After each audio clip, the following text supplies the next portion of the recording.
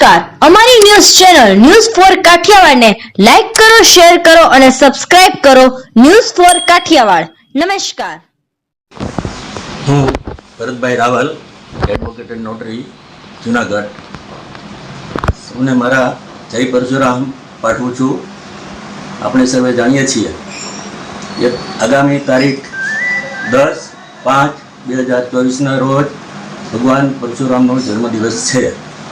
આ જન્મદિવસ આપણે પરશુરામ જયંતિ તરીકે ઉજવીએ છીએ અને આ પરશુરામ જયંતિના દિવસે ઘણા બધા બ્રહ્મ સમાજના આગેવાનો તથા બ્રહ્મ પરિવાર એકત્ર થાય છે. પરશુરામ ભગવાન એ આપણા સૌના ઈષ્ટ અને આરાધ્ય દેવ છે. પરશુરામ ભગવાનનો ઇતિહાસ ઘણો જ લાંબો છે.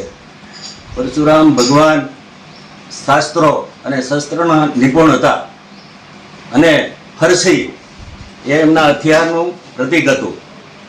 પરશુરામ ભગવાને જે સમગ્ર સંસારને અને સૃષ્ટિને જે માર્ગદર્શન આપ્યું છે, જે પ્રેરણા આપી છે, એવી પ્રેરણા અત્યાર સુધી કોઈ ઋષિમુનિએ પણ આપેલી નથી. એવી પરશુરામ ભગવાને જીવન જીવવાની પ્રેરણા આપી છે.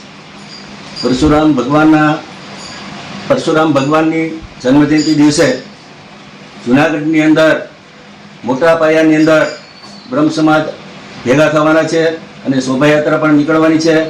આ શોભાયાત્રાની અંદર હજારો પરિવારો સાથ અને સહકાર આપી જુનાગઢની અંદર એક નવું જ પ્રકારનું પ્રેરણા અને જાગૃતિ લાવે છે. અત્યાર સુધી જુનાગઢમાં પરશુરામ જયંતિના દિવસે જે જોઈએ એ પ્રમાણે સંખ્યા નહોતી થતી, પણ છેલ્લા ઘણા વર્ષથી 5-7 વર્ષથી બ્રહ્મ યુવા સંગઠનના